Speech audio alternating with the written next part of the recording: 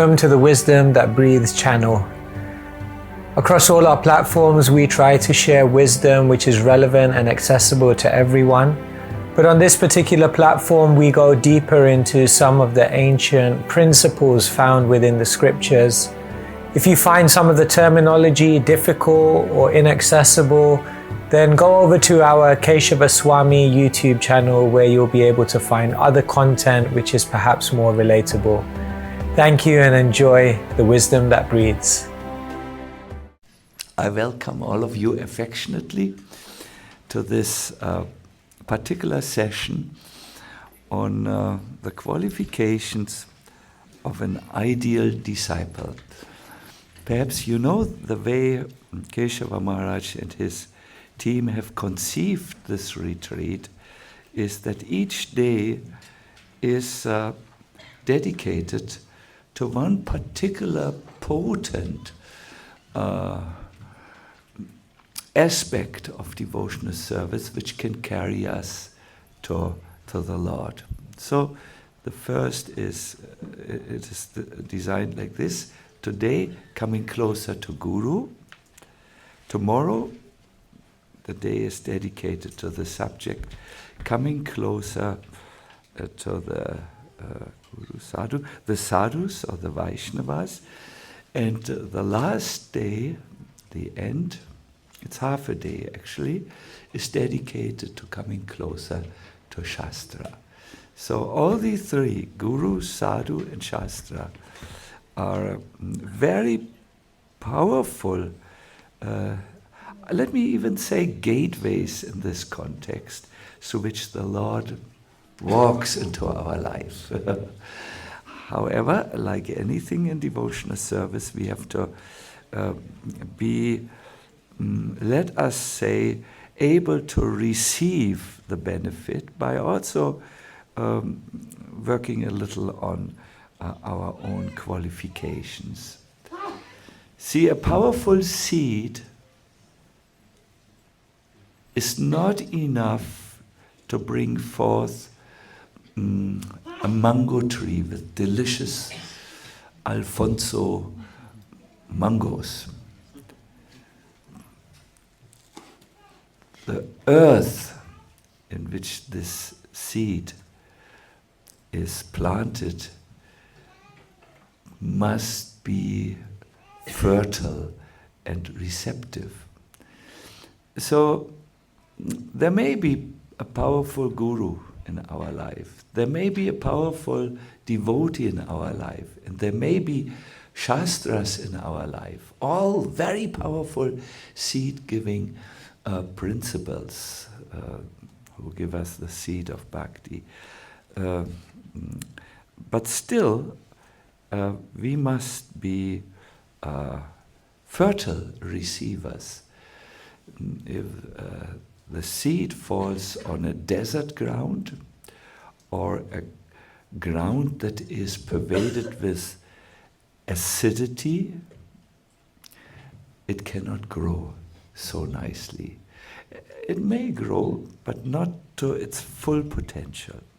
So therefore, my dear devotees and listeners and skeptics amongst the crowd, could be, I request you to listen attentively to these presentations given on these 3 days. At least the first two presentations, the morning Bhagavatam class and the morning workshop, will be dedicated to these. Hare Krishna. So, are you ready to start? Are you a fertile ground? Well, I will see. I would like to start with a verse which will appear, if the technology works, before your eyes. It is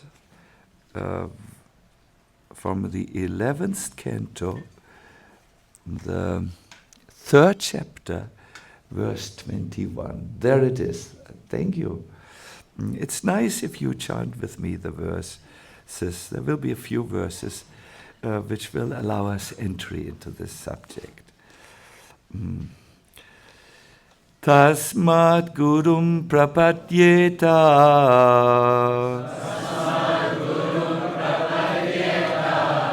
Vigyasu Shreya Uttamang Shabde Pare Chanishnatam Brahmanyu Pashamashrayam.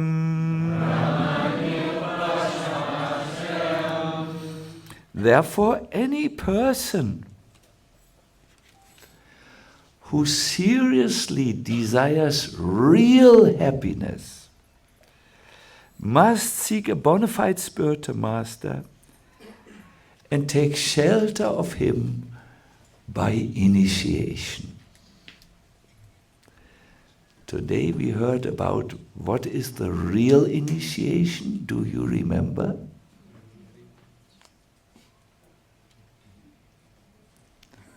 Oh, I will ask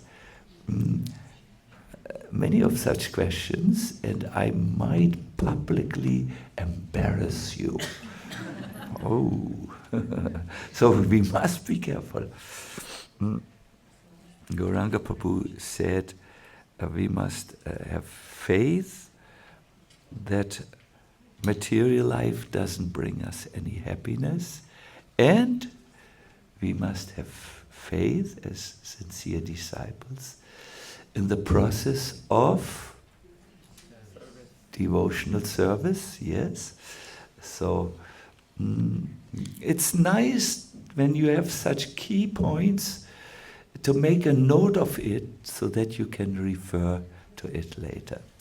So here we hear also that someone who seriously desires real happiness must seek a bona fide spiritual master and take shelter of him by initiation.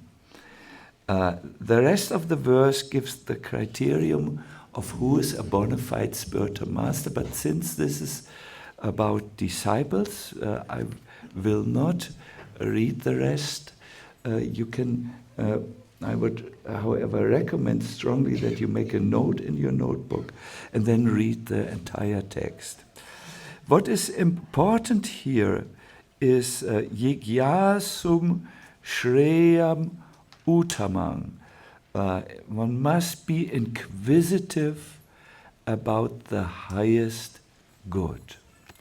You must go to your spiritual master not because you also want a spiritual name, not because your community in which you grow up values you when you have initiation a little bit more. No, the criterion of a disciple to approach a spiritual master is he must be seriously inquisitive to attain the highest happiness. I must tell you, when I first met devotees, I met a young devotee, he said to me, this world is not for giving you the highest happiness. Here you only find suffering. And I said, I'm sorry, I'm not suffering. Perhaps you are suffering. No. Everyone is suffering. There's birth, old age, disease, and death. My answer was, but this is normal. Someone who cannot accept the normal facts of life is psychologically unhealthy, dysfunctional. So you are dysfunctional, you go your way, I go my way, I have money, I soon will get a car, and I race around, and I will be very happy, and you will be very miserable. Yes, I'm from Germany. Germans are proud people. I was not qualified to approach a bona fide spiritual master at that time because I was not seriously inquisitive how to obtain real happiness. Are you serious? I think many of us are like that poor prisoner who came into a prison cell that was dingy, wet, and so on. This prison cell was next to a first-class prison cell where a former mayor was imprisoned. He had done something. So this man who was in this poor B-class prison cell, I imagine Indian prisons to be like that, he knew of the first-class prison cell, and he desired not real happiness, but false happiness. I must get out of this prison cell, he thought. And he thought, and one day he had a good plan. He told the prison, is he called a warden, who takes care of the... I have developed a bad bodily odor. I require a good piece of soap. And the prison warden said, well, hygienic principles are one of the given rights to every human being, and brought him first-class soap. Our prisoner then formed from this soap bar a pistol, threw it on the earth, turned it around. It looked like a real prison, pistol, dark. And the next time the prison warden came, our prisoner, who was into liberation from misery, took that fake pistol, pointed it to the shocked warden and said, "Let me out." Okay. I have family. Don't get nervous," said the warden. Don't press the trigger. My children, I do anything you want. Okay, said the prisoner. Get me out of this prison cell. And then as they walked through the corridor, the prisoner said, "And now open the cell, the first-class cell. Get the mayor out, or whoever it is, and put me in there and lock it." You laugh, a polite British laugh.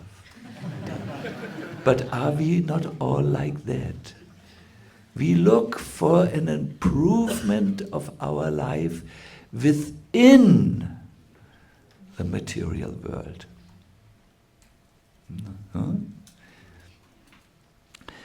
So, anyone who desires real happiness must approach a bona fide spiritual master and take shelter of him by initiation. And then he must be, what is the Sanskrit here again? Jigyaso, seriously inquisitive about Shreya Uttamang, that means the highest good, not something within the compromised material world. Gokrishna, please give me that quotation with a picture. So a disciple is not interested, an ideal disciple, in false material happiness, but he is interested in his real constitutional position as what? Servant of God. Yes, you know already everything. Servant of Krishna. He must see, this is my goal. The spiritual master will train his disciple not in obtaining false material happiness which can be found perhaps in a A-class prison, superior class prison cell. But he is more like a loving mother who in the morning enters the sleeping room of the child and lovingly gets him up from bed. This means the mother interrupts the dream of the child. And although the child may be unwilling, the mother will nevertheless send him to the Gurukul in the ashram. No? So our spiritual master, that's the idea. He will awaken us from the dream of our material life, where we still look for improvement in the world of false happiness. Remember the soap pistol prisoner? No? Everything was fake about him. And he awakes him. No, come, wake up from your dream. And the disciple should not protest at that time. When you were a small child, did your mother sometimes wake you up in the morning? You must go to school? How was your reaction? I would turn around to the other side. Say, Mother, yesterday was a very busy day. I need some more rest. Many disciples are like this child. They protest. And therefore they are not ideal disciples because they don't know, here comes a difficult word for you, prayojana bodh. They are not aware of the real goal of the human form of life. Srila Prabhupada had to deal with us. We Prabhupada disciples are not always ideal, or were not always ideal. And he had unwilling, rebellious disciples. So he once wrote a letter about this. Would you like to hear? Yes. Should I make a little music? Then it's easier. It will be quite intense, so I make a little pleasant music. It was written in 1972 to Giriraj Maharaj, now Maharaj. Prabhupada said,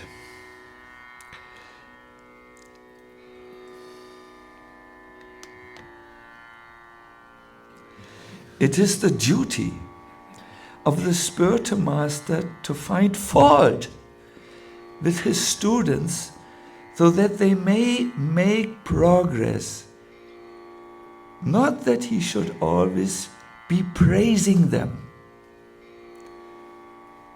So if you find some criticism, kindly accept it in that spirit. I'm only interested in that you, along with all my other students, should become Krishna conscious." So this is the first point which I would like to raise. The quality of the ideal disciple is that he must be convinced about Shreyam Uttamam, the highest benefit. And he must accept a spiritual master who is training him to reach that end. That may mean that he is not always praised, but he is directed and he is shown where the room to improvement is and what to do to improve. And he lovingly accepts this. Now, as we heard earlier, the spiritual, it is necessary for us as disciples to prepare the ground for our reception of spiritual knowledge. It is the ideal disciple we find in Narada Muni, And there is a wonderful description in the Bhagavatam about the qualities which he had, which Gaur Krishna will give me now, 1:5:29. Thank you. Here's a verse for all of us. Please repeat after me. Tasyaivam me nuraktasya.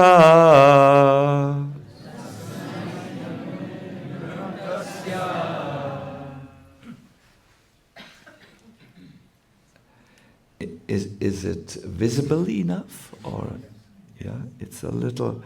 Can you make it more visible, the letters on the wall? Our computer person, or you can also have these little distraction machines and look them up. But better not. Then you start your voracious internet activities. That's not good. Prashritasya hatainasa Shadadanasya balasya Dantasya nucharasya cha. You must know Narada Muni, in his life before he became the great saint, was the son of a maidservant. His father, a very qualified Brahmana, had died an early death, and therefore, being the only child, he was trained by his mother. And one day he came, it was during the monsoon time, when traveling had become too difficult. 4 sadhus chose to take shelter in the simple dwelling of his mother and stayed there for the months of Chaturmasya. And Narada Muni, as a little boy, served them and saw them as their spiritual master, his spiritual master. So this is how he related to them. Very ideal. You will soon see this is the ideal inner qualification to make yourself fertile into fertile ground. I was very much attached to those sages. You should love your spiritual master. I was gentle in my behavior. He was kind. He was not gross.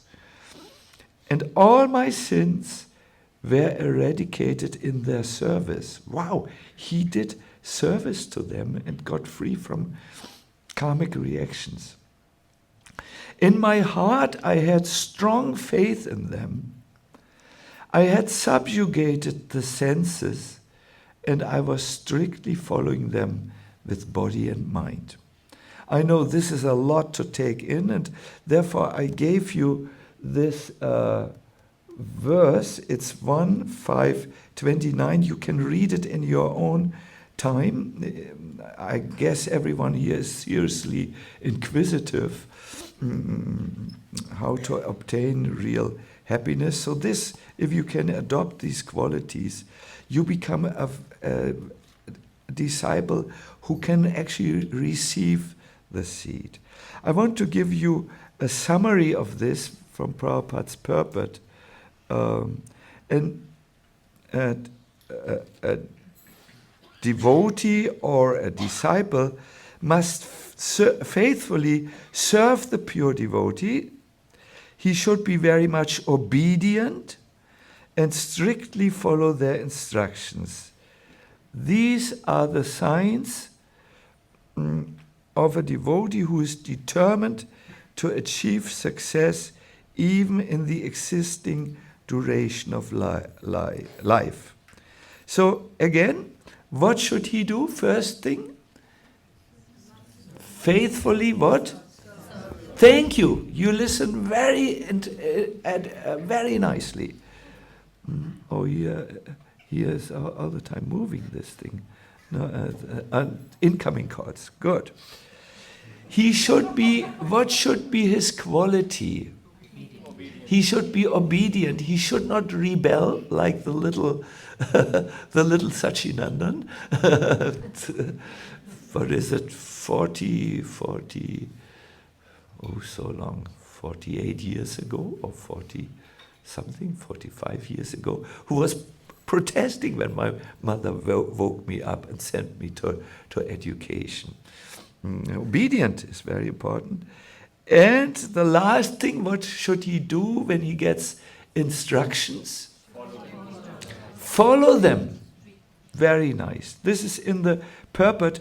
My dear devotees, I really encourage you to make a note of these verses and later read them, and you will get much more out of the lecture. So that's the summary which Prabhupada gives. Now there is also a process in which you can, what was it here, understand the instructions of the spiritual master. The Bhagavad Gita gives us this process. How will we obtain that knowledge that brings us back home, back to Godhead, from the Guru? This process is important to draw out the best from your spiritual master. When you have sugar cane, my dear devotees, the cane, you need a process to draw out the juice, which later will become jaggery. You know, this very healthy sugar, which is still rich with vitamins and minerals. No? You bring it into, please help me, my English is sometimes very rudimentary, into a thing which has these, are they called waltzes or perhaps cylinders? When they're crushing. When they're crushing it. Cocks? Sometimes. Yeah. It's these metal, I think cylinders we can say, no? And it goes with, and there are about 20 trillion flies around these. She's very dangerous for a British stomach, this juice. But to keep the example, there is a process how to get this extremely sweet juice. If it would only be more clean, but out of this canes, you just bring it through the cylinders and squash it and get it out. So in the same way, there is a process how to get spiritual knowledge from the spiritual master, which Krishna details in the Bhagavad Gita 4:34. Please chant the Sanskrit with me. It is very good. It will come in a moment. Here it is. Thank you. Tat vidi pranipatena pariprashnena sevaya upadikshanti te jnanam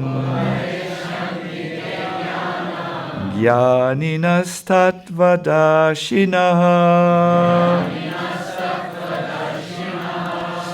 This verse will highlight 3 qualities which should be there. Surrender, inquiry, we heard this, and service. So you can see it comes up again and again. It's the same thing. Surrender would be obedience, you know. Then inquiry, he should be submissive and he should do service. Please listen to the beautiful verse. I will read it. We can move a little bit up so that the devotees can follow the... yes, it's coming for you. Yes, here it is. Just try to learn the truth by approaching a guru. Inquire from him submissively and serve him. So So inquire, tell, please give me, I have this doubt, I have this question, and then serve him. He can impart knowledge unto you because such self-realized souls are seers of the truth. It's a little different here. The self-realized souls can impart knowledge unto you because they have seen the truth. No? Prabhupada comments on this. He says, blind following and also absurd inquiries, both are condemned. Sometimes I have the feeling we blindly follow. That's the problem of modern Hinduism. The parents request their children to do something, but they cannot give the reason why. And the children say, goodbye, Peter and Martha. I'm going for hip-hop culture. So blind following will not serve us, but also absurd inquiries will not help us. Just asking question for question's sake. As a lecturer, I know this there are sometimes, when you give lectures, there are these devotees or members. After the lecture, the finger goes up, and it's always the same devotees, and they always do not ask anything in relationship to what they just heard. So you have to find the middle way, not blind following. You must ask questions. How can I do this here? I have difficulties with this. I cannot understand. But also absurd inquiries, or asking just because that's what we do after the lecture. We have question and answer. It should be in the middle. And then comes the next thing. Not only should one hear submissively from the Guru, but one must inquire to get clear understanding from him. We must inquire and render service unto him. Then one gets perfect knowledge. I remember being in a disciple conference with one of my exalted God brothers, who is a spirit master, and he said to his disciples, "You never asked me any questions. What is wrong with our relationship?"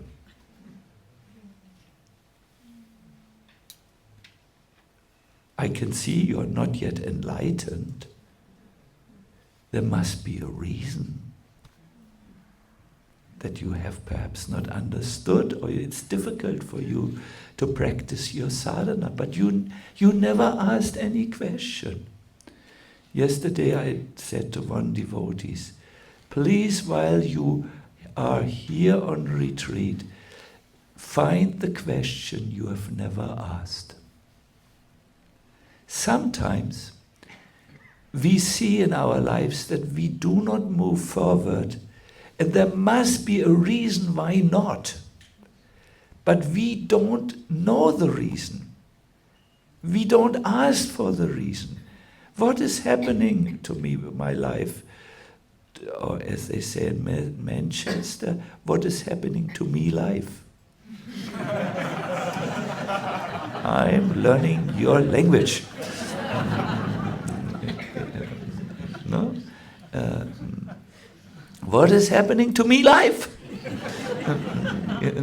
So you have to find out and dig deep sometimes, beyond the surface, beyond the niceties, beyond the polite smiles. You have to come to this, why am I in Maya? And how can I solve it? And these are questions to ask. Let us see how these three qualities to attain jnana play out to attain spiritual wisdom and also vijnana, realized knowledge, play out in the life of Narada Muni. Can we just be sure, what are the three processes to attain spiritual knowledge? What is the cylinder process here? Surrender to the spiritual master? No? Inquiry and service. You're the best audience I ever had.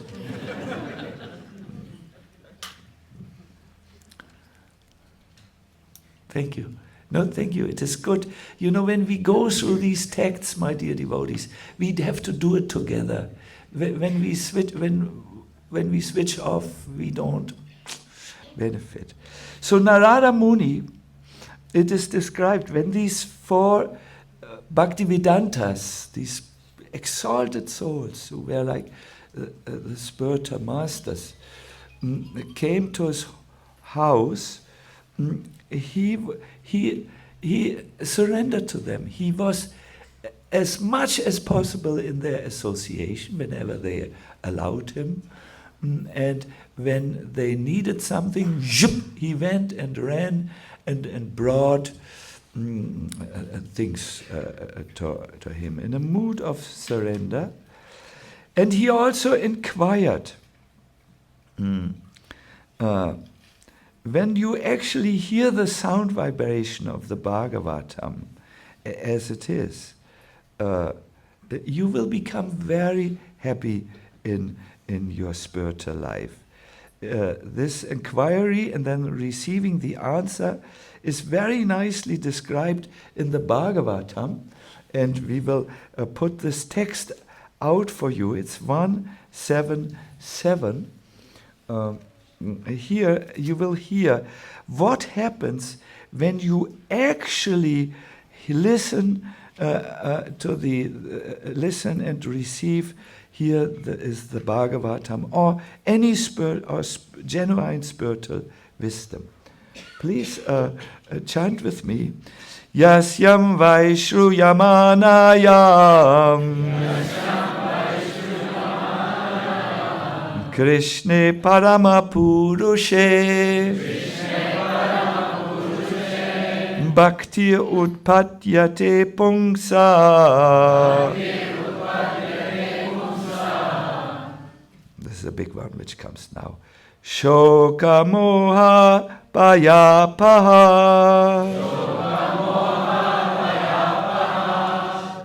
Simply by giving oral reception to Srimad Bhagavatam.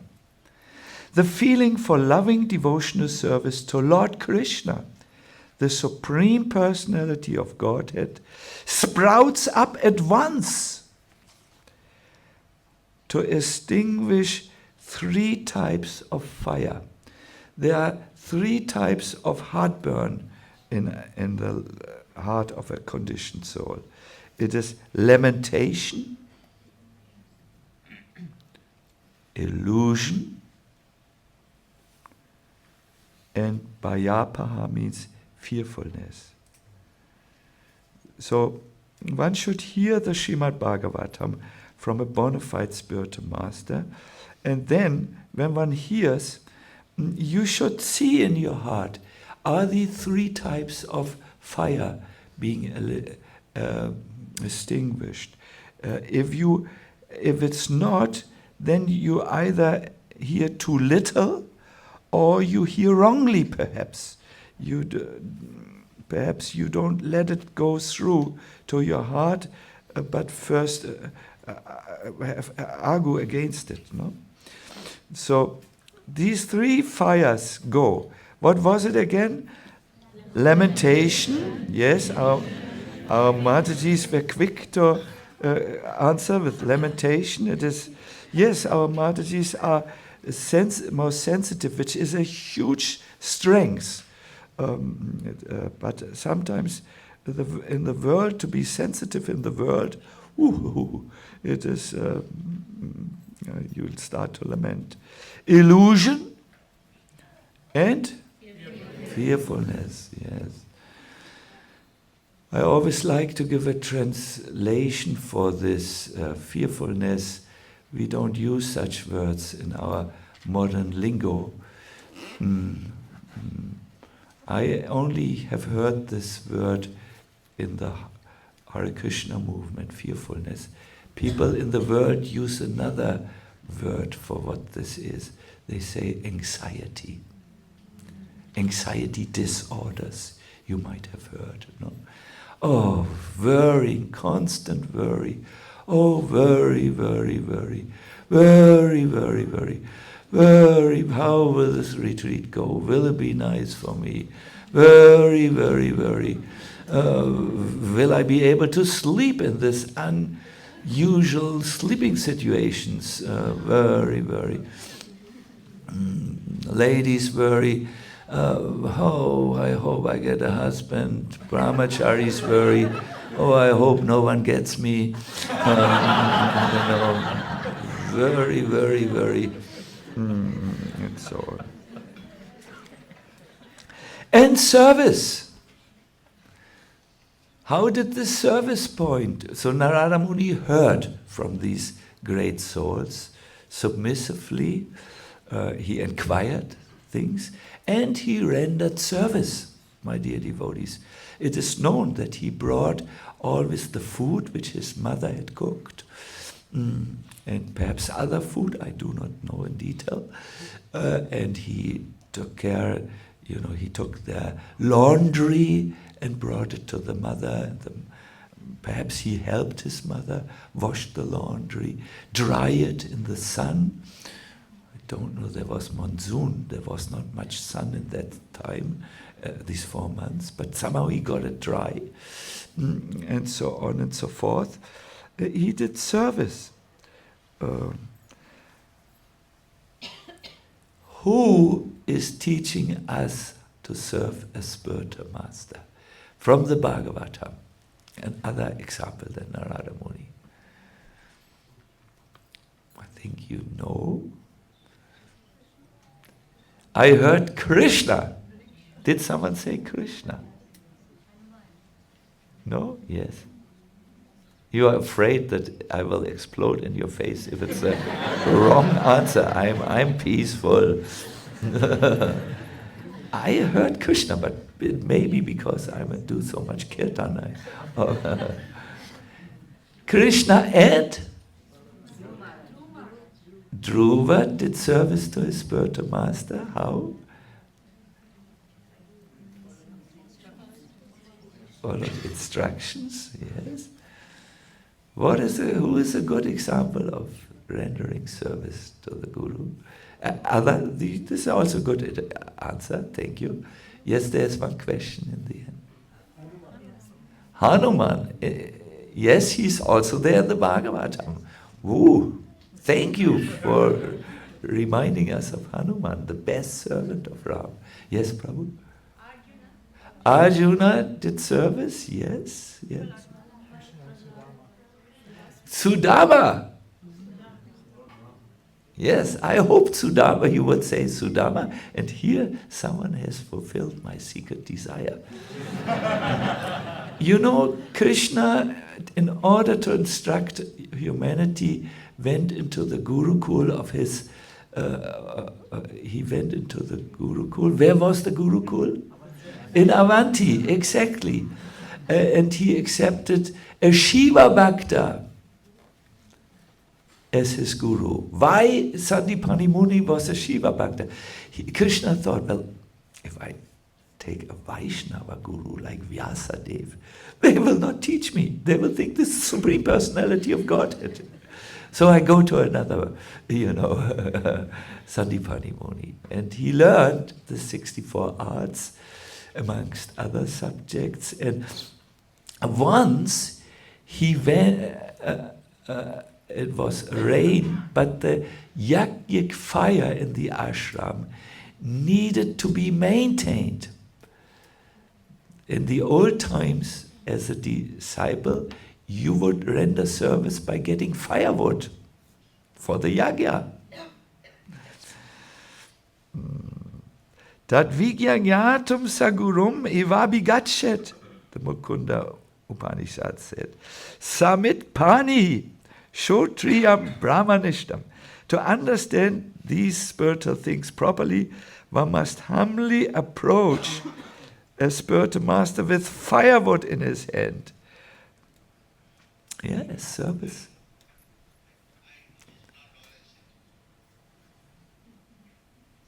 So they were running out of firewood for the yajna. And Krishna, no other disciples wanted to go out. It was just so stormy outside. It was dangerous. What if branches would fall from the trees and so on? But Krishna went and collected firewood for Sandipani Muni and gave an instruction that one must, that he considers those who serve a spiritual master. No, he considers them very close and near and dear. Krishna did all kinds of services. One thing was his guru needed to go from the ashram to take his bath in the nearby river. I forgot the name of the river. And it was always like 1 kilometer to go. So Krishna brought the water of the sacred river into the ashram of his spiritual master, where it filled a huge pond. He said, next day, Guru Maharaj, you can take your bath now in the ashram. You're a little elderly. You do not need to walk so much. I brought the sacred river there. Sandipani looked at him and said, I don't believe you. Who can bring the sacred water of a river into an ashram, into a lake? No one can do that. Give me a proof.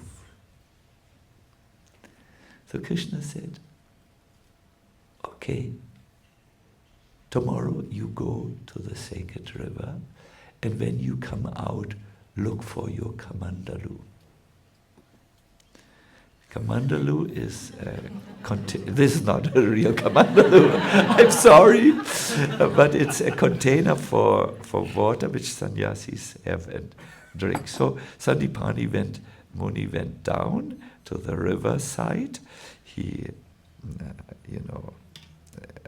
put his kamandalu down, and he went to take his bath in the river. When he came out, the kamandalu was not there any longer. He searched for the kamandalu. And then Krishna came and said smilingly, your kamandalu is at the banks of the sacred river in your ashram. Do you follow intellectually?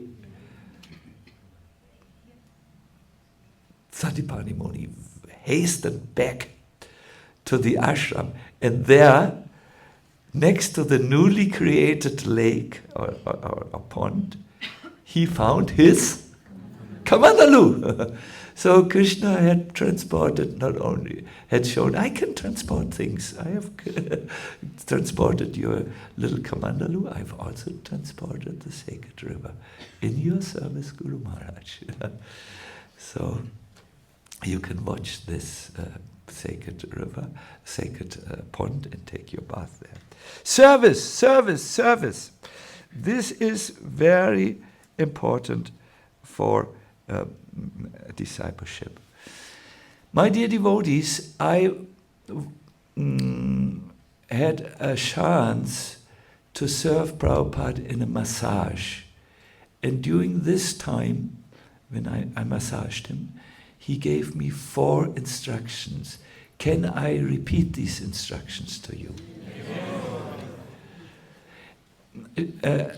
My fortune was like this. Prabhupada had a personal servant who massaged him every morning, but on that morning, my most auspicious morning in this life, or one of my most auspicious mornings, the servant caught a fever. This was not auspicious, but but when he touched Prabhupada, he said, your fingers are hot. What is it? And he looked at the servant and said, "You have a fever. I will not take service from you. If you have a fever, you need to rest. How can I take service from you? You need to rest. Get me another massage person. Anyone can do it." So I happened to be just there. I will not give the long story. And I was coming. The servant came out and said, "Is there a masseur here?" And I said, "I'm the most professional, most practiced masseur you can imagine."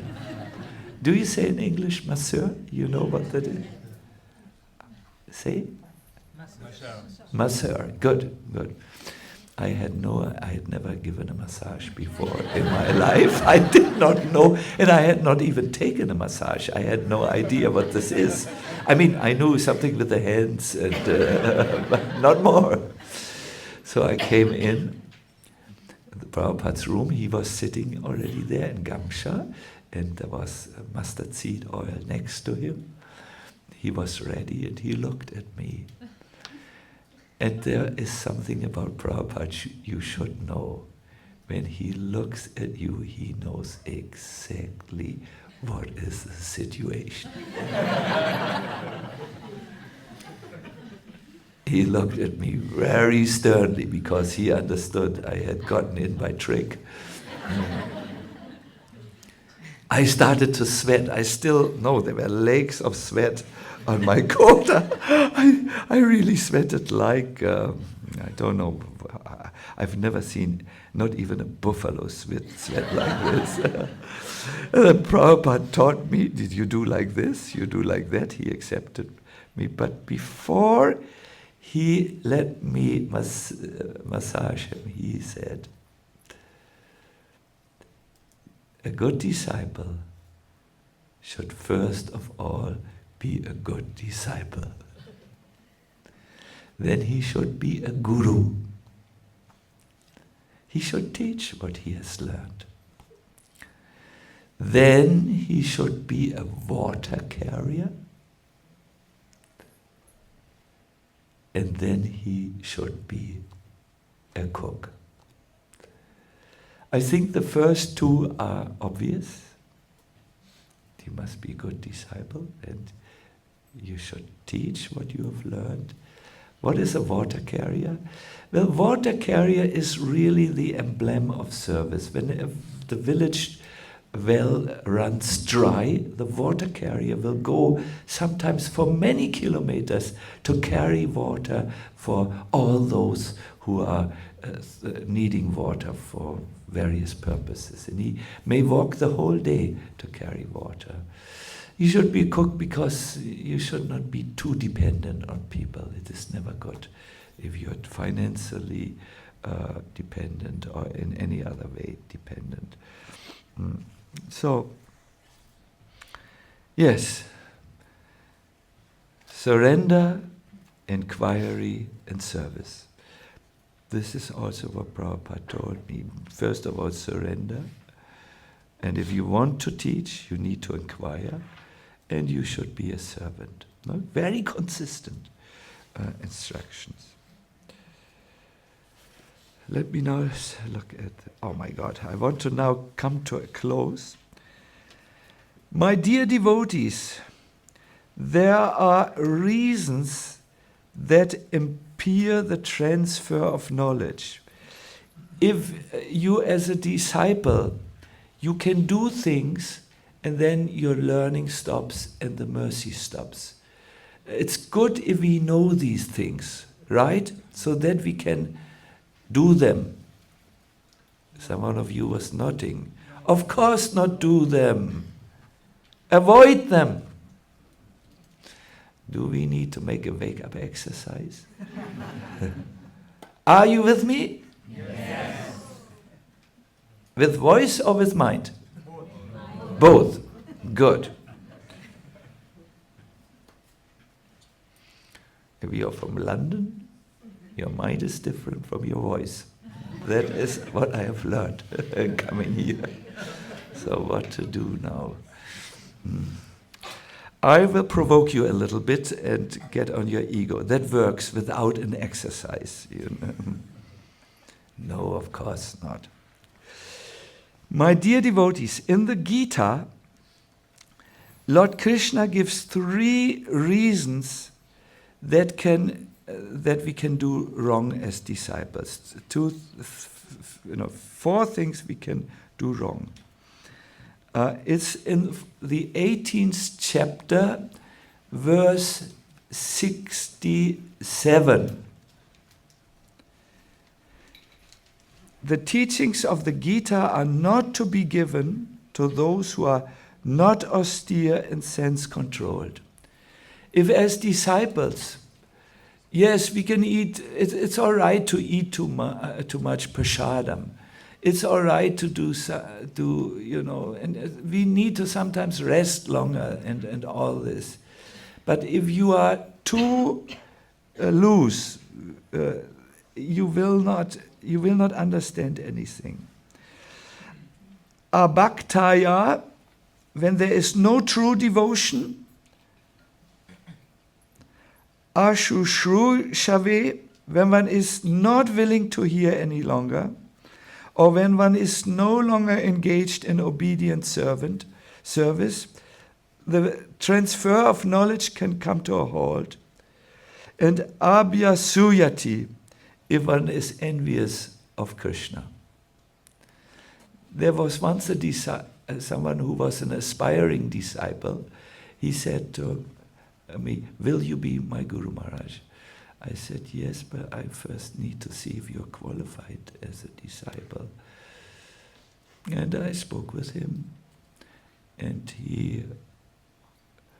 we spoke about Krishna, and he said, "One thing I can't understand with Krishna, he is enjoying with so many gopis, and and then there are these rules for us."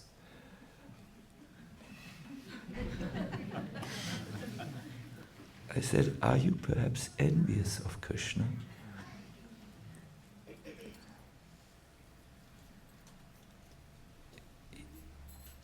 He said, "Well, that's a strong word, but if I look into it, yes, I don't like that he does something and forbids me to do something."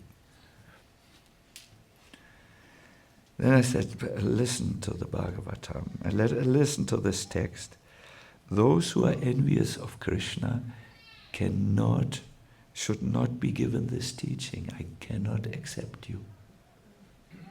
You are not qualified."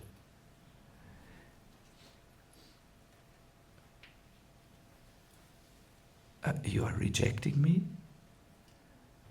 At the moment, I cannot accept you. You have to work on this. After 2 years, he came back, and now he's a very good disciple. But he was not qualified at the moment. He needed to sort that out. He needed to understand the Supreme Lord. Because how will you ever do loving devotional service if you don't like something of the person you serve? It will not work. The love will not flow. It will stay in the heart. My dear devotees, in the Hari Bhakti Vilas, we find a long list of disqualifications. Miserliness, uncontrollable anger, attachment to material sense objects, greed for material sense gratification, vengefulness, and yes, matsara, grasta, envy, and so on. The list is long. I have only put a few bullet points here. And the text ends with a therefore. Spiritual master and disciple should test each other over a period of a year, during which time they should live together. During this time, the testing takes the form of experiencing each other's behavior and character. By living together, it is possible for guru and disciple to know each other's nature and personality, and whether they are worthy of acting as guru and disciple respectively. There is no other way to do this. Scriptures say those gurus who take persons as disciples out of greed, to have more disciples, or some other unsavory motivation, are affected by the mistakes of their disciples. It's said that the gods become angry on them. My dear devotees, what I want to say is, guru-disciple relationship is much more serious than joining a club.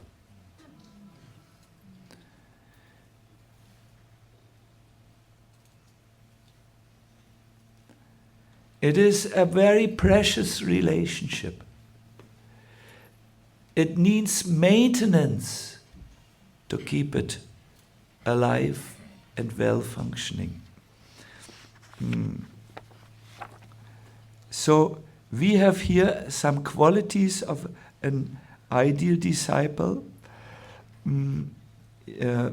Let's stay with the Bhagavad Gita text. He should be surrendered. He should inquire and learn, and he should render service.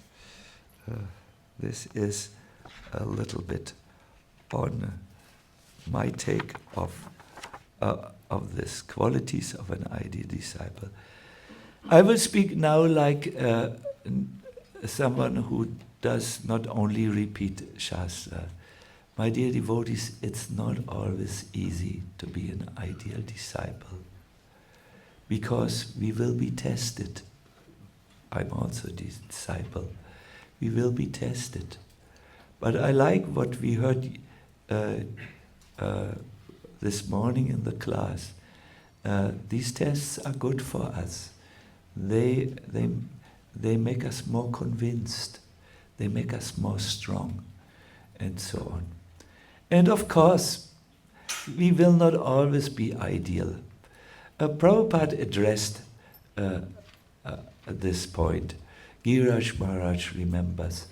Prabhupada said, I will make you fortunate, you know. Once he gave a lecture, and he gave a lecture which ended a little bit in the tone of this lecture. He said, one must be really surrendered, one must be very, very sincere, and so on, and free from anathas. And all of us became, oh no, oh no, oh no, I will never be like this.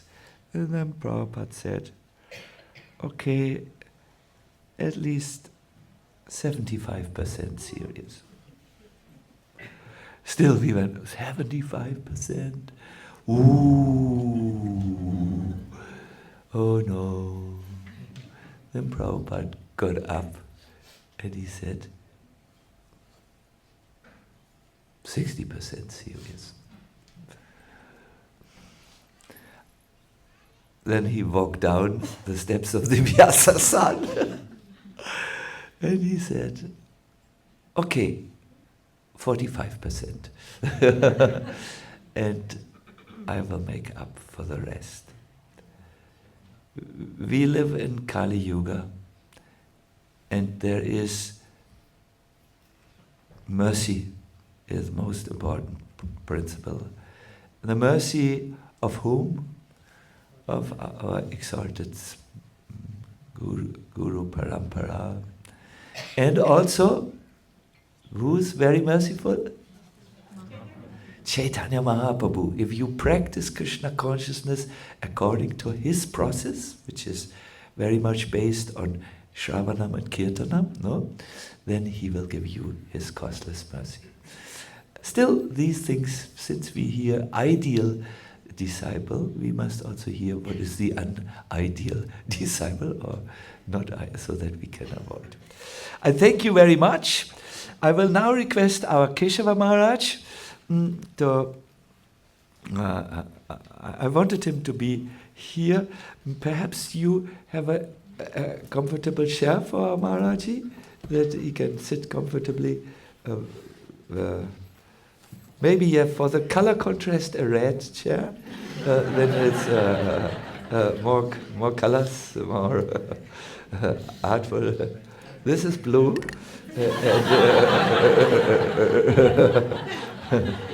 and this is red. Good. I know when one hears such lectures, one goes, when one is in the, yes. Okay.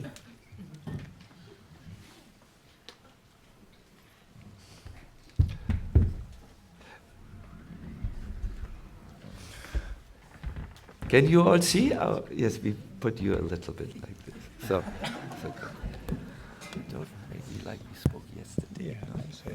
Question. Hare Krishna. His Holiness Sacinandana Maharaj ki. I have great affection and admiration for Keshava Maharaj. I most probably, if I would join now, I would become his disciple.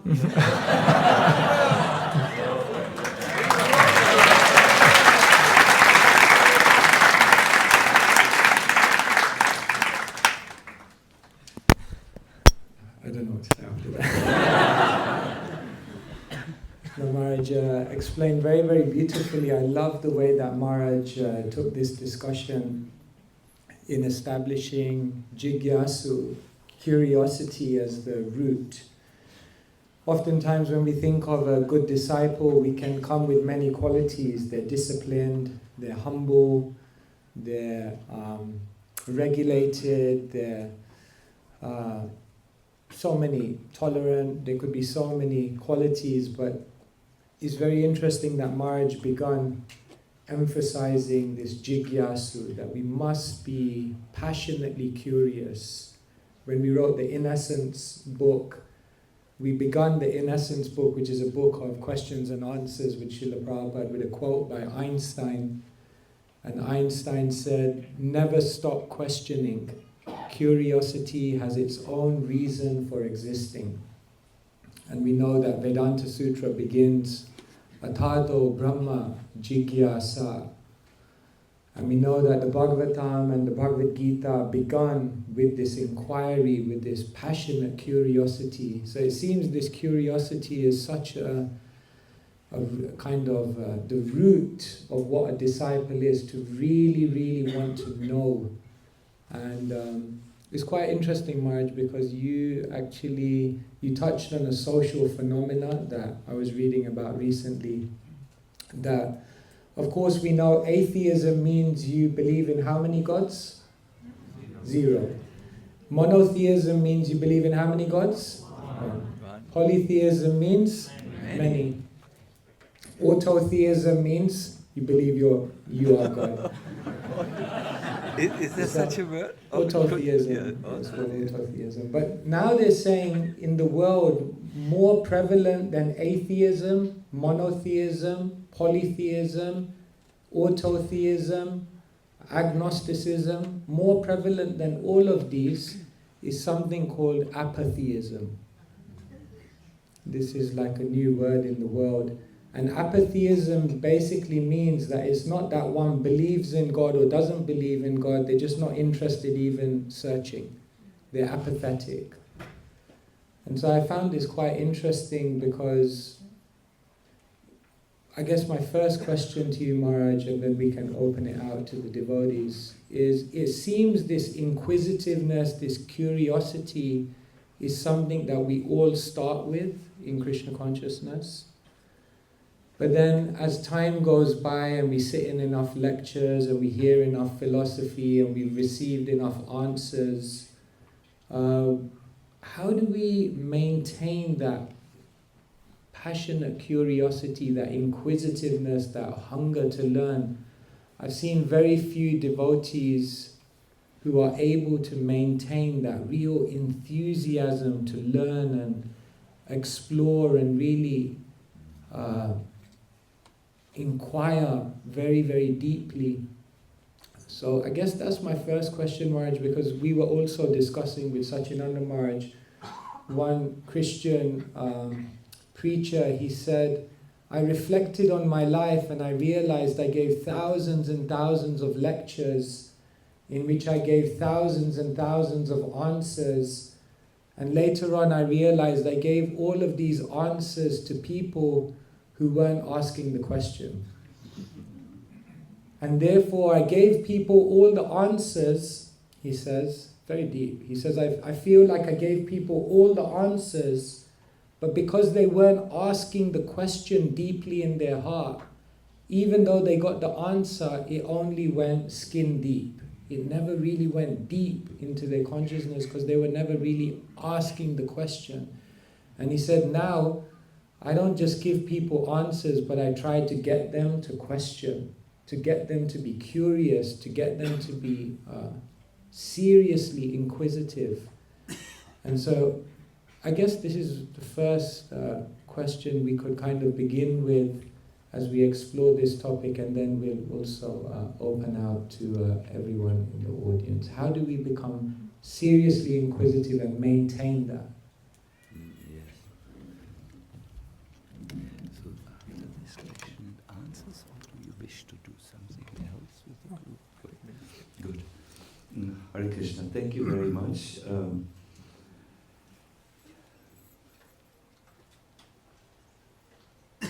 Your observation is correct. For someone to join a movement which is so pure, or let us say, yes, this idea of Krishna consciousness, serving Krishna, free from selfish motivations, is a pure concept. In order for someone to join, he must be burning with the desire to come close to Krishna. That I see as a preacher. In the beginning, everyone who joins us is very much wants to be close to Krishna. I don't know how it is here, but that is what I have seen in Europe. Or to join an ashram, for instance, you must be burning with that desire. But then, as life happens to you, you will develop things like health, concerns. Many devotees change into the Grihastha ashram. That's at least the experience of us here in Great Britain. And then, you need to see, where do I have a job? I need an apartment, I need to maintain the family. These other things become prominent and must be taken care of as life happens to you. But initially there is this strong desire. Would you agree? If you look at your own life. But then life happens and we need to... How can we maintain our interest? There is one Sanskrit word, prayojana bodh.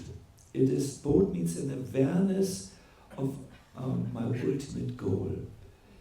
I should keep that over my head. I should keep that, yes, I may do now so many things, or now I'm an older person, I sometimes need to take medical, dietary things. And so, yes, all this needs to be done. As I navigate my way through life. However, there is this very, very, goal of life which I can obtain by Prabhupada's mercy, Krishna's mercy. I have heard even in one lifetime. So by being aware of a higher goal, you will always go there. There is a story about a prisoner who was for wrong reasons imprisoned. It's a real story, real life story. And he was subjugated to the most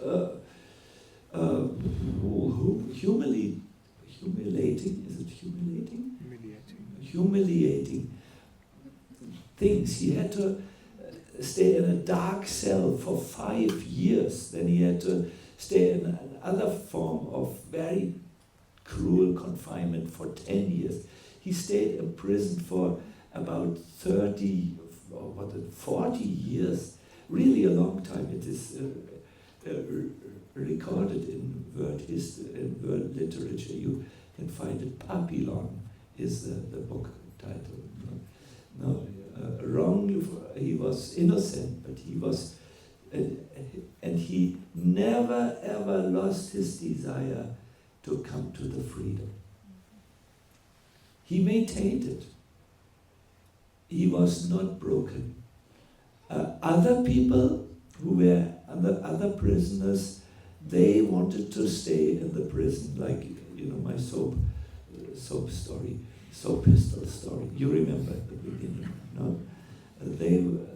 So I can only say and recommend, keep on hearing about Krishna. Keep on reading the Bhagavatam. It is necessary to do it regularly so that you are always aware of the higher goal of your life.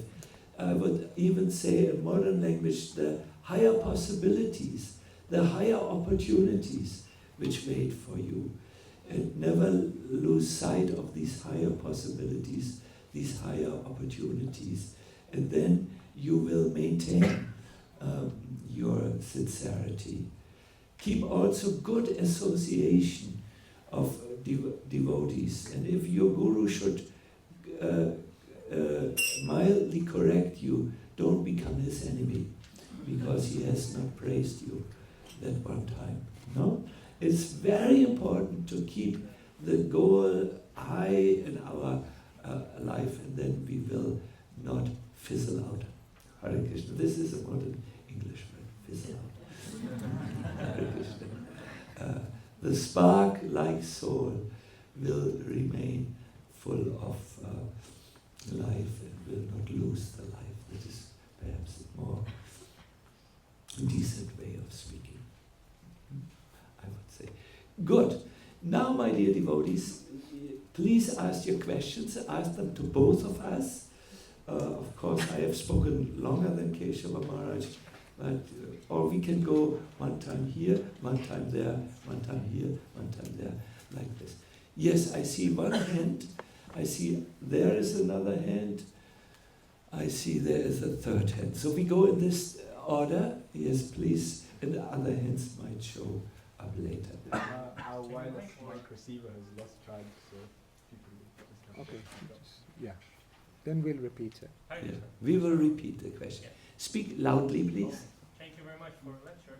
I would like to ask you, for service, when I approach service, and unfortunately I cannot think small, I have some big intentions, and sometimes I just afraid, I'm not feel qualified to start even this, and I'm end up with not doing anything, and it's more worse.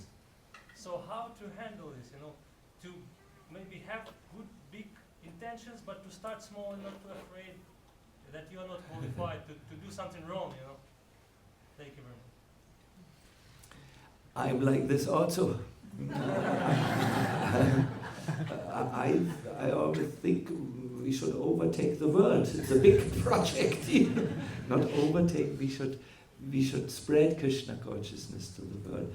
But in order to do that, I'm here with you. This is not the world. This is a small portion of the world, and do whatever can be done. So it's good to have big goals, but you should know the steps that lead you there. Where do you start? And you usually start in the area that is in your influence. I cannot overtake the world, but perhaps I can make Krishna a devotee.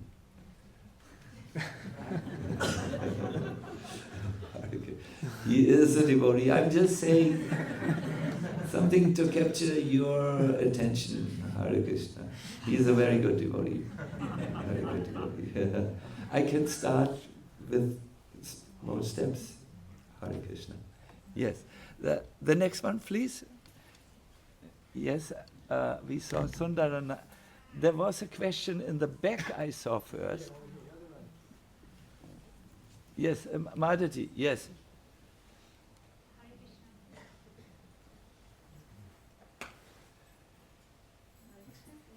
It won't work. Yes, it won't work. Please speak loudly your question, and I will give the microphone to Keshava Maharaj.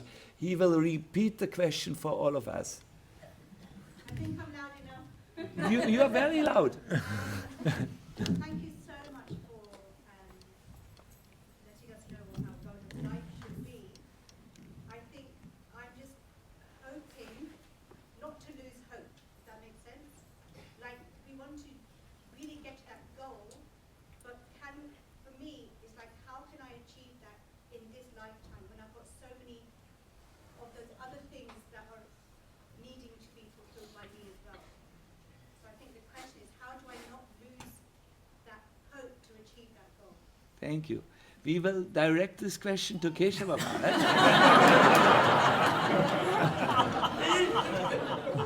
He is still relatively young. Young people have hopes.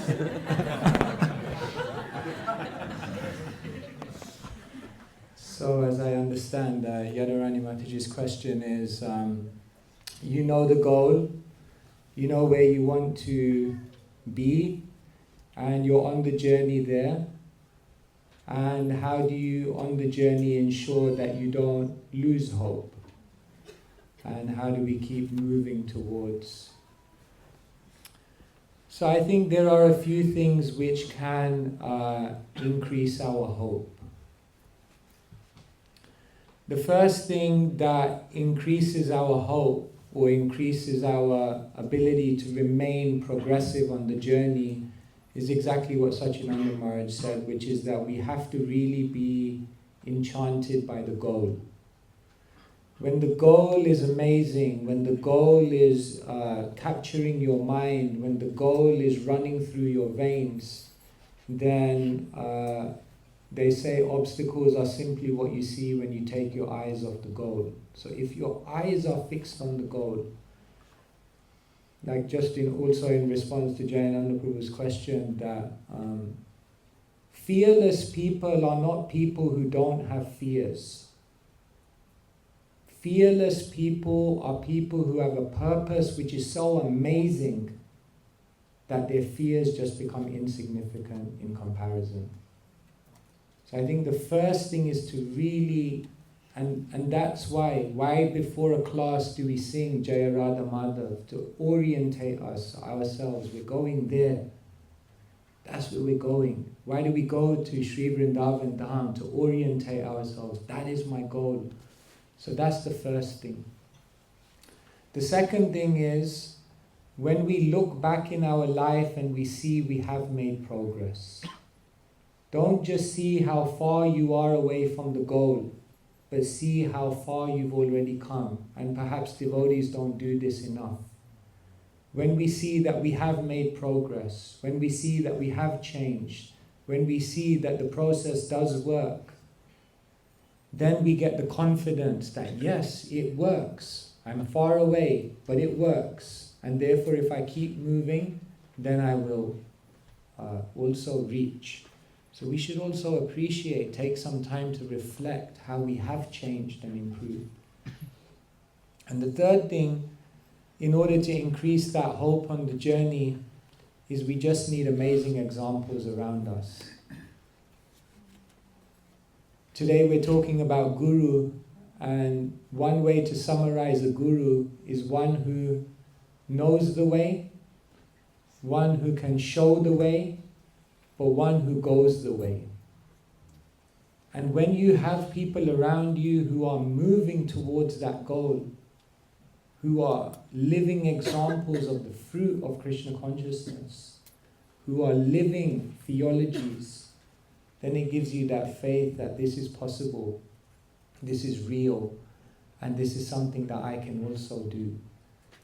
So we always seek to find the association of such devotees who are the living fruits of Krishna consciousness. And I think if we do these three things, then you may sometimes feel helpless, as Gauranga Prabhu said, but you will never feel hopeless. Is that okay? Wonderful, wonderful.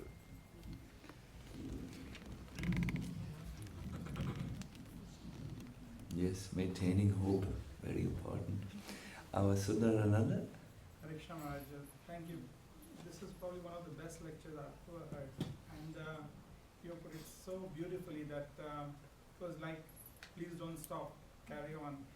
And you have reminded of the 3 S for a disciple: surrender, submissive, and service. So thank you so much for that. My question, Maharaj, was about Narad Muni. When you showed the verse 1.529, and in that Narad Muni says that my sins were eradicated by rendering the service. Now we know that Narad Muni is not an ordinary devotee, but in that life he was the son of a maidservant. Now we read from Nectar of Devotion, where Rupa Goswami mentions the 6 qualities of pure devotional service, the first being Kleshatma. And that's the only reference I think I've heard about sins being eradicated by pure devotional service. Now, I'm certainly not at any level at all, not even a devotional service. So at that level, Narad Muni is talking about performing devotional service through service to these sages. But, and his sins are eradicated.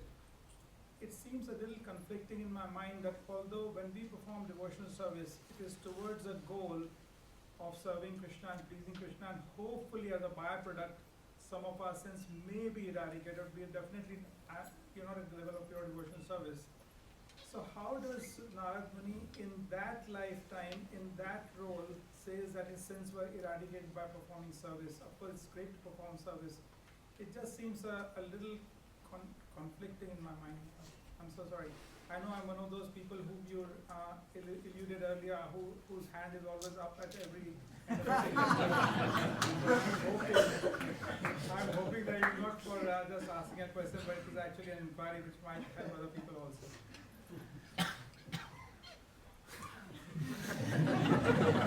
Hare Krishna. I do hope that I understood the question properly. It's the question of Narada Muni saying, my sins were eradicated by devotional service. So, Narada Muni, so how are we to understand this? I have just 2 observations on it. He played the role of a conditioned soul. We find in the 7th canto of the Bhagavatam that in his previous life he was Gandharva called Upabhahana, thank you, Upabhahana. And he was invited by a big festival in the universe, where the Prajapatis, the father of mankind, did a great sacrifice to the Lord. Now he was there as a kirtaniya, so to say, but he somehow went to a corner of the festival, and Prabhupada says he sang cinema songs, not devotional, not kirtan songs, and was surrounded by his admirers as he did this. And by the way, Krishna makes his devotees do like this, and we should not think too badly of him. I heard when he left his body, half of his body was in a sacred river, and the other half was not in the river, and he played his veena and glorified the Lord. And that's how he left his body. But anyways, he played the role of a sadhaka who's overcome with impediments and perhaps of self-importance, or I don't want to, these are very great beings. We should guard our tongue a little bit. I want to, because some of you are older devotees, satisfy a curious point. What is with the devotee in devotional service who is a good devotee, who gets sick, who has an accident, who has a dripping nose, perhaps. Is that, what is karma? Is that all karma? Well, it is a resemblance of karma. It is said, if Krishna would take away all types of karmas from his devotee, then he would immediately go, his body would burn. I don't know what would happen to his body, but he would immediately, he couldn't live in this world. You need to play, there are rules in this world. You have a body which acts according to those rules. But it's only a semblance of karma. And I want to give you the example which Baladev Vidya Bhushana gives. When you take a piece of paper and burn it in the fire, there will be still the resemblance of the paper. Of course, there is totally burnt paper, but we are not speaking about this. It will be ash. If you would grab it, it would easily disintegrate. So yes, it is still the same. It is still the same, and has a somewhat similar shape, but it is of a different constitution, a different nature. So a devotee is like this. He also goes through things. He has his body. And sometimes our devotees quarrel like ordinary people you have seen. But those who are really sincere devotees of the Lord has taken that heavy karma and give them just a resemblance. Do you understand? I'm never so sure because my English I'm learning. But resemblance, it looks alike, but it is not the same thing. It is something which is treated by the mercy of the Lord. So I'm saying this because you are our doctor, Sundarananda, and you have treated many devotees, you will treat many devotees, and I hear you are taking care of the health ministry of our movement, and it might give you some food for thought, this paper example. I'm not so intelligent. I hope I understood the entire question. If not, you can ask me outside of the lecture and I can supply the rest. Yes, here are other devotees. I will swing the microphone. There's one here now. What? There's one, yes.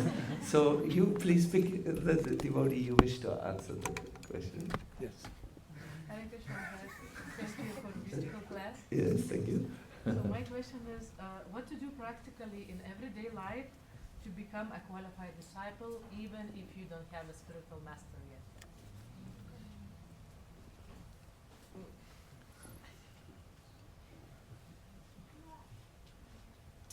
We go? Okay. Yes. Thank you so much. So what to practically do to become a better disciple if you're not, if you don't have a spiritual master?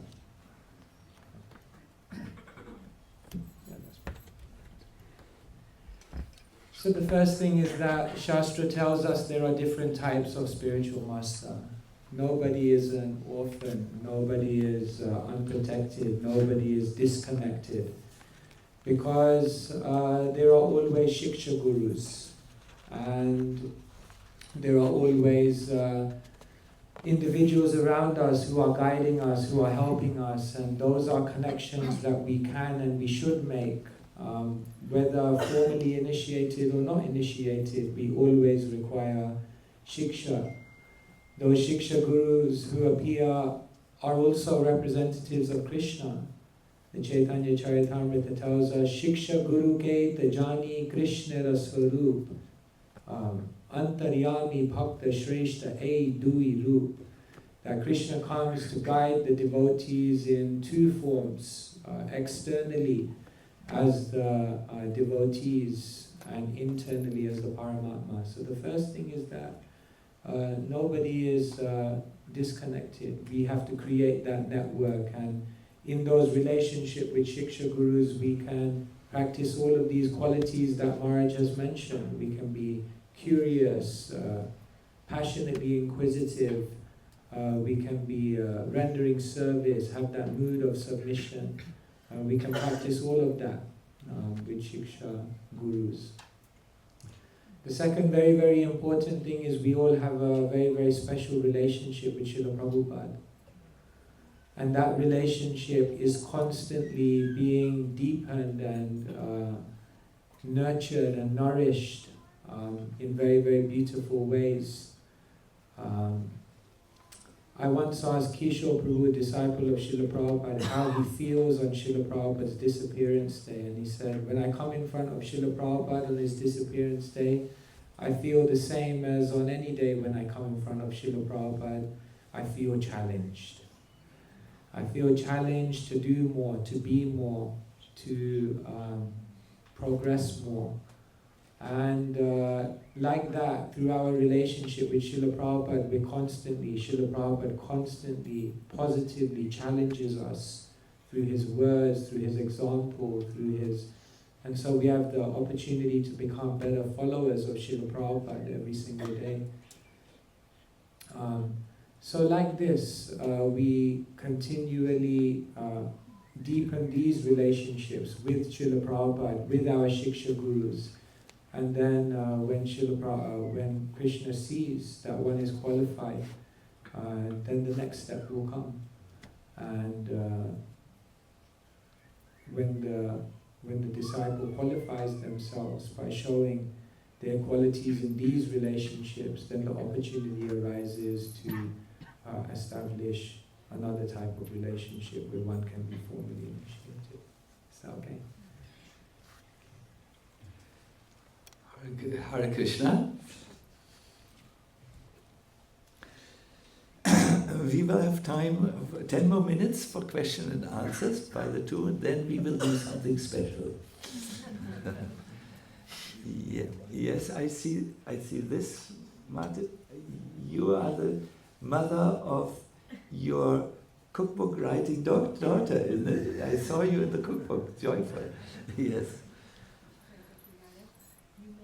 Inquisitiveness as the key quality for a disciple, but not everyone has an opportunity or confidence to ask questions or to inquire. Is there any other way of expressing inquisitiveness apart from vocally asking questions? Not everyone has the opportunity to ask questions, but it's so crucial to be inquisitive. So is there any other way to inquire than vocally? An immediate answer would be Paramatma. Srila Prabhupada, I very much remember, I can almost give it verbatim, is will God speak to you, yes or no? He was asking one of his disciples. He said, Prabhupada, I'm so unqualified, I don't think the Lord will speak to me. Prabhupada said, yeah, but will the Lord speak or does he not speak? He speaks, said the Lord.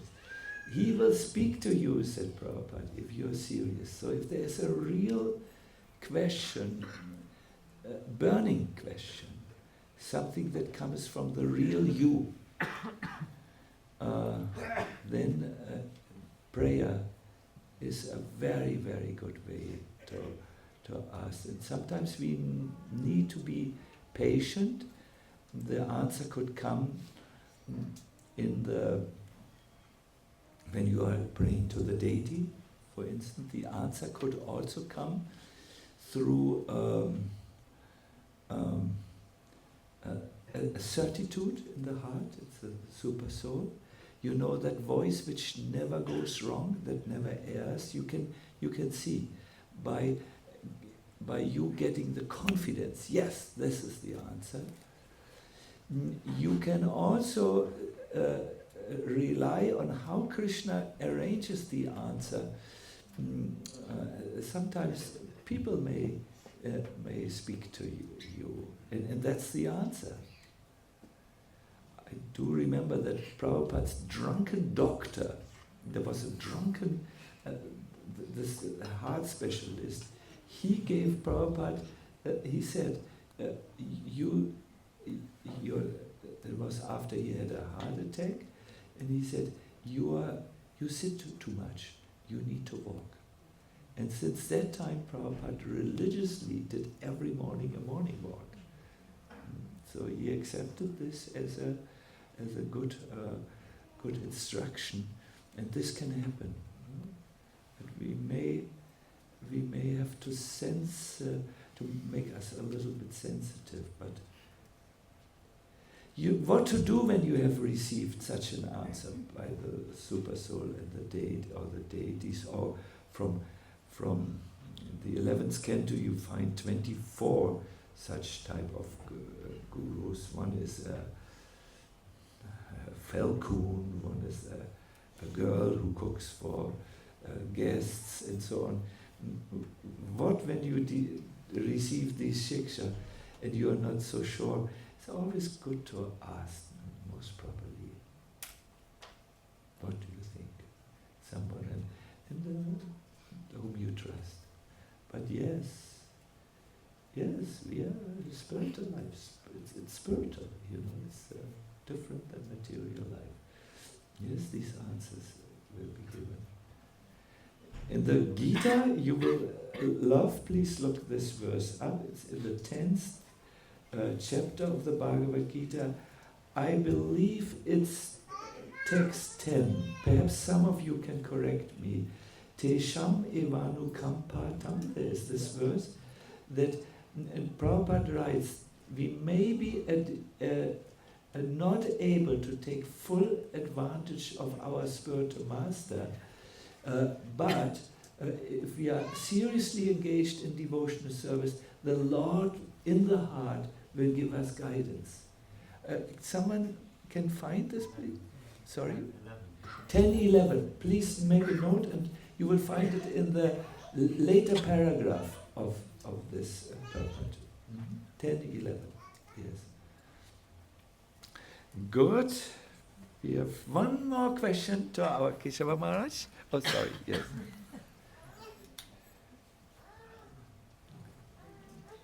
Here are also men, not also lady. As you decide. You decide. Okay, thank you so much, Raj. I can understand inquiry from a guru because you have faith that they will answer very appropriately and help you learn. And I can understand service because when you serve a guru, you have that desire to do something for them, their mission. But I'm struggling a little bit with surrender. What does it look like, feel like? How do I think when I'm surrendered? Could you kindly share a little bit more about surrender? Okay, so just to repeat the question, in the Bhagavad Gita verse that Maharaj showed us all, the three ingredients are inquisitiveness, asking questions. Dimple says that makes sense, to inquire, to ask questions. Then service, to render service, that makes sense, to give one's energy, one's resource, to offer something to the Guru. But submission, pranipat, surrender, what does that mean? What does that look like? Why is that necessary? Like that. So in colloquial English, when we talk about pride, then we say the person is full of it. So first one has to make space. The Guru is there to deliver. His Grace Gauranga Prabhu was talking this morning about the real initiation is that the Guru is giving transcendental knowledge, which helps us to decode the world and decode our own suffering. But how will that divyam jnanam, how is the spiritual master able to give that if one is first not able to give up their own conceptions? Srila Prabhupada once gave the example of, the teacher who wanted to teach two people to play mridanga, and one had already self-taught and the other one hadn't, and he charged the self-taught one double. He said, why? Because first you have to unlearn everything, and then I have to teach you again. So it's like that. A humble person has already come to that point of blanking the slate. Submission, surrender doesn't mean to give up your intelligence, but it means to come as a blank slate and allow the Guru to give you something that you can then work with, that you can then experiment with and experience and apply in your life. But if there's no space for that to go in, then it's very difficult for the relationship to even begin. So therefore, yes, it begins with humility, that there is someone more superior than me.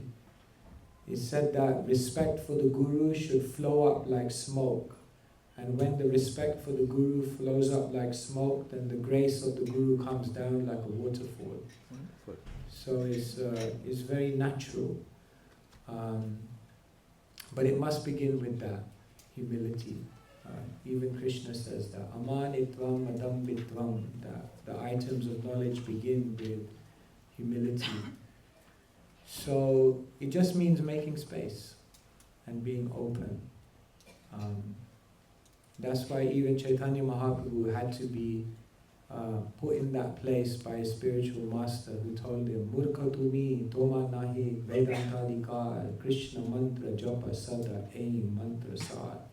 You're a fool. He had to humble him in order for that progression to take place. So, yes, they say you stop growing when you're too proud, too busy, or too comfortable to keep growing. You become average. So these are the enemies of growth. To become too proud, to become too busy, and to become too comfortable. So therefore, humility is that which counteracts these and allows one to actually progress.